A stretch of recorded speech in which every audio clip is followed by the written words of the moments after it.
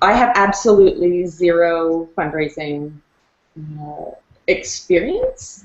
I have scavenging experience, which is how we do things around these parts where no one has any money.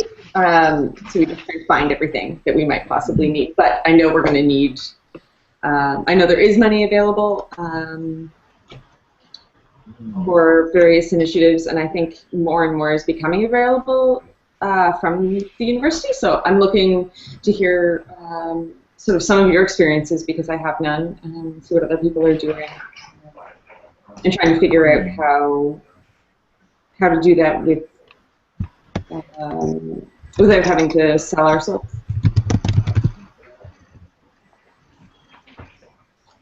Awesome. Okay, thanks, SJ. And we'll move over to Jada. So where you're from and your campus funding situation and experience or goals. Okay. Can you hear me? It's really... My computer is done. Okay, there we go. Yes, my name is Jada. I'm at Dalhousie. Basically, I'm similar to Sarah Jane in that I'm good at scavenging.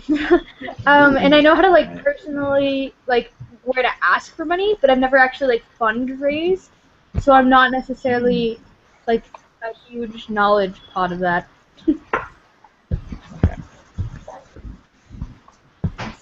But you're currently involved with funding for positions through the Sustainability Union, or sorry, the Dalhousie Students Union and the Sustainability Office. Yes, actually, I met with the Dalhousie Student Union exec today, the president and colonel, for positions, and they're going to talk to their finance officer to see if there's enough money. And yeah, I'm getting money from the Sustainability Office as well.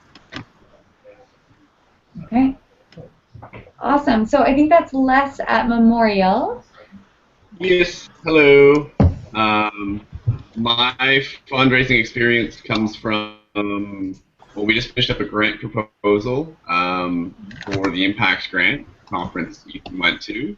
Other than that, my fundraising experiences have been limited. I did a lot of fundraising when I was working with the Canadian Improv Games for different groups with them. But mostly that was less going to community members and applying for funding through that stuff, and more so relying on parents with money or businesses that could sponsor events. So it's a little bit of a different experience. So trying to learn how to approach community members and try to get them to fund different stuff would be a really beneficial thing to get out of this call.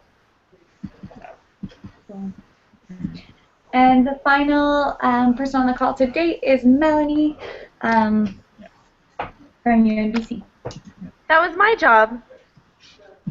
Hi, I'm Melanie from UNBC in Prince George. No, I remember seeing some really amazing pictures of you for the UNBC grant that Sarah and I were helping edit. The little the potato. So, yeah. Thanks. That picture is going everywhere. Yeah, so again, like most other people here, I have very limited grant writing skills or funding procurement skills. Our money mainly from on campus mainly comes from our Green Fund, which is housed through our Sustainability Office and is sourced from our parking levy. So all those fees go towards student grant applications. So this year I successfully, well, almost successfully, we've filled three grant applications that have been passed so far, so they just have to be approved from our executive committee. That's my experience in a nutshell. Okay. Awesome. Okay, so now if we go back to that document, so right at the top, there's a bunch of resources that I'm just going to quickly overview for you. We're not going to get into too much detail, but just so you do have them available. So the first one is a fundraising blog post for how to fundraise specifically for the National Student Food Summit, and it talks about a bunch of different potential funders and how to approach them. We then have a more thorough how to fundraise guide, which talks about how to write a successful proposal and different steps, and it's really generally applicable, and it should be really helpful. Then we have a fundraising letter example. So if you're approaching community businesses or community members for sponsorship to attend the summit, that's something that you can reuse. You just have to tailor it to CFSP and yourself and your own experiences. We've given you a sample sponsorship package. So that's the package that we use to get over $20,000 of sponsorship for the National Student Food Summit, which is just a really great example of how to use and how to create an effective sponsorship package. We've included a couple grants that you can look over as samples. So the first one is the Epicure grant, which was from UNBC, which we thought was great. And then I have an internal university grant, which was for the campus community garden that I started. And then we have some general fundraising resources. So an online fundraising guide, which is specifically about using crowdsourcing and crowdfunding. So that's actually sort of a new area of student fundraising that I found to be really effective. And then Fundraising 101 for board members, which has some really cool tips. A case for support for meal exchange. So if you're doing work that revolves around meal exchange, there's really good statistics from that.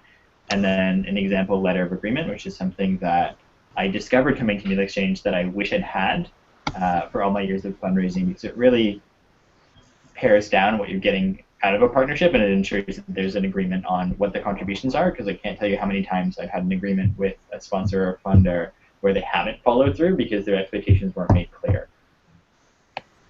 Any questions about those resources at this point? There's a lot there, and we can always follow up on it. Yeah, are they all located in any particular folder, or are they just in this document?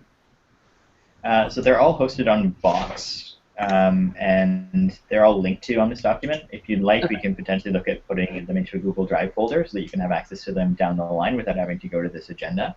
Yeah, or putting them on studentfood.ca. We can create a page for funding. No, this is okay. Yeah. Yeah, no, I definitely think that's a good idea. And we can create a page on studentfood.ca. So one thing that we're hoping to do down the line is actually create a fundraising guide for campus organizations and students so we can put together a toolkit. So if there's anything that comes out of this call or any thoughts that you have on things that I haven't addressed, I would love to hear them. So moving right along, we're basically structured this call as sort of a what types of funding exist, who do you go for to get it, and how do you get it. So I just wanted sort of like a thumbs up, thumbs down on if you like that approach or if you want to go in a different direction. Sounds good. Sounds good. Okay. So in terms of types of funding that exist, if you go to the page, there's a huge giant list, and I'm just sort of going to read them, and then if you have any comments or stories you want to share, please bring them up. So the first type of funding that exists for students, and sort of the most common one, is organizational funding. So clubs get funding through their student union, through a student activity fee, and that's distributed to different clubs and organizations on campus. The second one is a levy. So this is a fee that's put onto all students' tuition, basically. That's collected into a pool of money. You can start a new levy, or you can rely on an existing levy. So parking funds are kind of like a levy, in a sense. And then membership fees. So if you're a campus organization and you actually have members participating in your organization, it's not all that uncommon to charge them $5 or $10 to get a membership card, which would give them access to events and funding. The second type of funding that's really useful for students is sponsorship. So that's sort of either product sponsorship, so getting a donation from a local business or a local farm, or monetary sponsorship, and that's in return for advertising and generation of positive public relations for them. The third type of funding is project-based grants. So these can be internal grants or external grants. Universities have been taking a lot of initiative to create student initiative funds and opportunities for students to apply for grants. And if you go to your student union or your student affairs department, student life department, they usually know about what's available. So if you aren't aware of ones on your campus, you can sort of ask and find out where those exist. There's also external grants. So those are ones that Meal Exchange can help you out with a lot, and we're going to talk about some different external funders later on in the call. There's event-based funding. So if you've ever hosted sort of a concert or a pub night, that's a really effective way to raise funds for campuses. If you're doing any sort of event where you're serving food, you can sort of do a pay what you can collection if you don't want to do anything that will create a barrier, or you can just charge a basic admission. There are some really cool fundraising events that we've seen students do. So one example that I really love is Bang for a Buck. So students actually approached a local junkyard and got a donated car towards midterm season, and basically offer students the opportunity to beat the crap out of it for $1 to $10, depending on what tool they got. So if you had $1, you could hit it with a hammer. If you had $5, you could whack it with a sledgehammer. If you had $10, you could go with like a chainsaw sort of deal. Wow. Yeah, and it raises a surprising amount of money, and it's sort of fun to see, like, as the car is destroyed, just the various stages. The next one is sort of individual monetary donations. So this is something that comes from friends, family, community members, and this can be solicited through an online campaign, an event, or an in-person ask. I find that crowdfunding tools are a really effective way to do this for students because it gets rid of that fear about accountability of a cash donation. And often these services can offer charitable receipts and receipts if you're linked up with another organization for you, and it just simplifies your whole process, and it sort of allows you to set campaign goals and be really broad in the way you market them. So you can use social media, you can send them out through email, and it just sort of creates a nice straightforward way of being like, this is how much we've raised so far, this is how close we are to our goal. And just so you guys know, the Sierra Youth Coalition has a page called the Education Fund. So if you ever have a project that you want to have donations for, we have a page that will give donors a charitable receipt, which is what some donors want. So that's an option that we can talk through. Yeah. The next form of funding that you can receive is partnership-derived funding. So this is one that's really helpful for students. So partnering with other organizations that do have funding that wouldn't necessarily give you a monetary donation, but could do something like in-kind labor. So if you're working on a campus community garden, for example, having someone from the grounds department or facilities management and planning department actually go through and till the soil, erect a fence, provide you with materials. Or if you're hosting any sort of social event, partnering with another campus organization that has funding. So a similar club, a similar student union, and just splitting the costs. And then the last form of funding that I find is really useful for students is position-based funding. So work study funding through the university, co-ops, and Canada Summer Jobs are just really great ways that you can get funding to fund your projects. So are there any questions or any interest in diving into any of those types of funding a little bit more? Okay. So I'm getting like a long silence here. All good? All good. So that's just a broad spectrum of like everything that's possible. We can kind of dig into how. So yeah. This is the sort of the many pots of gold that exist. Mm-hmm. Okay, so we've done sort of the what exists, so we can now go into sort of where it exists. So places that you can access funding as a student that are really useful are your student union. So student unions provide that organizational funding that I was talking about earlier. They can provide partnerships on events, and they can offer sponsorship on occasion, as well as grants. So, for example, my student union has a green grant program. School administration are great funders. They usually have student initiative funds that take some form or another, or discretionary funds that can help support your initiative. So if you wanted to attend the National Student Food Summit, for example, you could pitch the idea of, I'm going to go to this campus and bring back XYZ.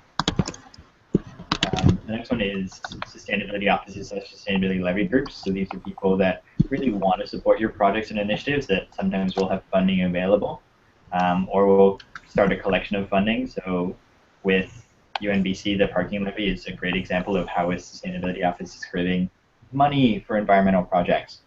And that's actually not uncommon on campuses. So I know like UBC has a sustainability fund, U of T has an environmental resource network, and if these don't exist, it's great to sort of try and create them. Next is sort of ground / facilities management and planning, and I sort of talked about this with the garden, so getting in-kind labor donations. That can be really super helpful.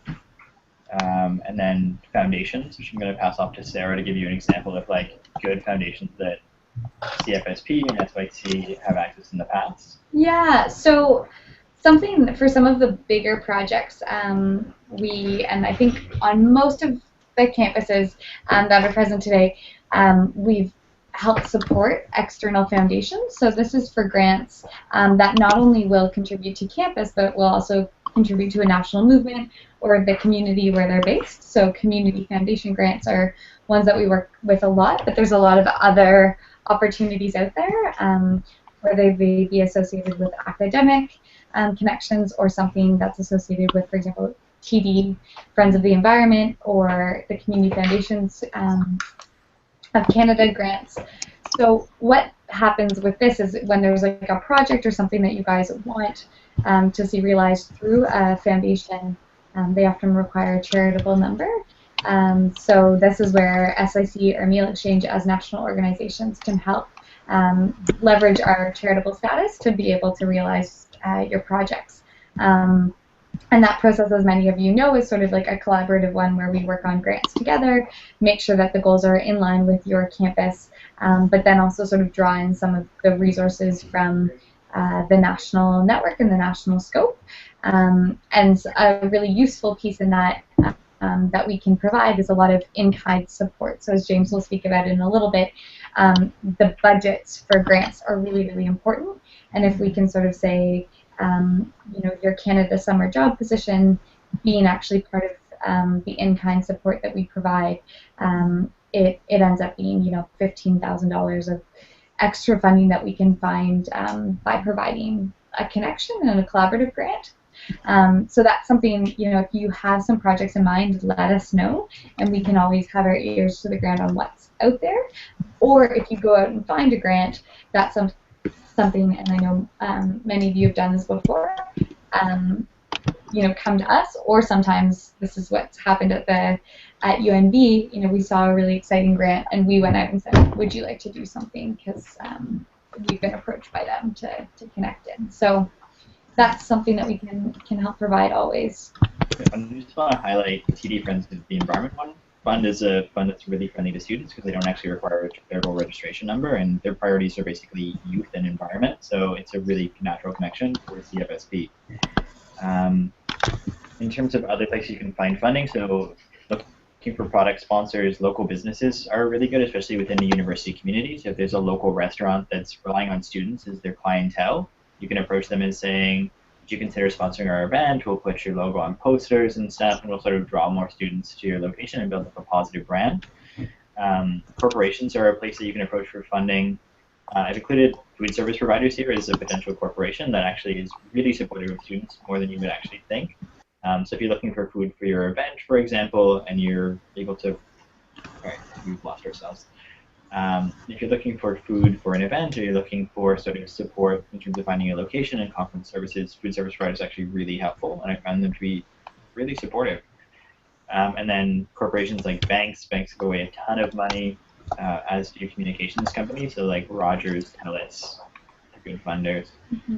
And maybe just to hop on that, SYC has a lot of corporate sponsorship regulations and sort of places that we will accept money and places that we won't. So if you're wanting to be a bit stricter with where you're standing on money, we have a corporate screening process that I can pass along. If you'd like to say, you know, we don't support places that support arms or drugs, or, you know, certain specific mining, there's a couple of specific ones that we can pass along. No, and that's absolutely something that you should be thinking about when you're accepting a sponsor. You want to make sure that you're not going to turn off your event participants or ruin your own image by accepting sponsorship from, say, EP or Monsanto. And you can sort of determine at your own level what's appropriate in terms of sponsorship. So if your students don't like Chartwells and you get Chartwells as a sponsor, that might be a problem. And that's actually something we're going to be discussing at the National Student Food Summit this year. We're going to talk about corporate sponsorship in the campus food movement and where we want to go in terms of directions and where those sponsors fit and where they don't fit.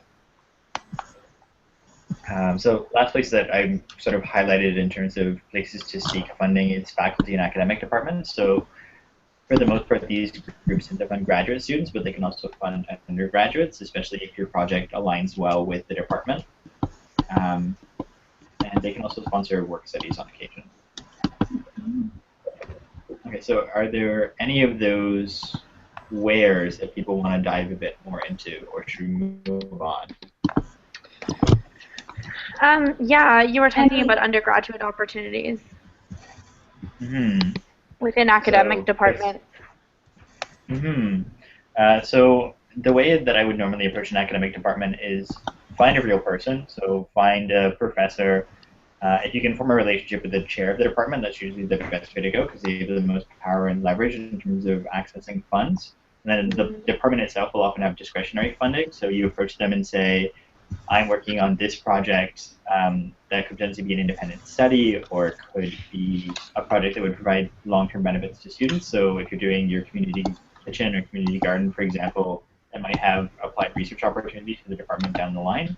They're really nice people to approach, and I find professors are also really enthusiastic about seeing students, and office hours tend to go unused at a lot of universities, so if you can find the office hour for the chair and sort of go in and have that initial conversation, it can be a great way to sort of build a relationship and also build a way of accessing funds. Especially in some smaller universities or smaller communities, professors will be strong advocates for local groups. I know that a lot of professors that we worked at Carleton sit on the board of a couple of food organizations in town, so they can also provide really useful groups. Does that answer your question, or do you have any more inquiries specific to academic departments? No, that's great. Thank you. Okay, great. So, all right, we're going to move on. Sorry, Lexi, go right ahead. Oh, sorry, was that Amanda? Amanda, Sarah Jane. Oh, So many different names.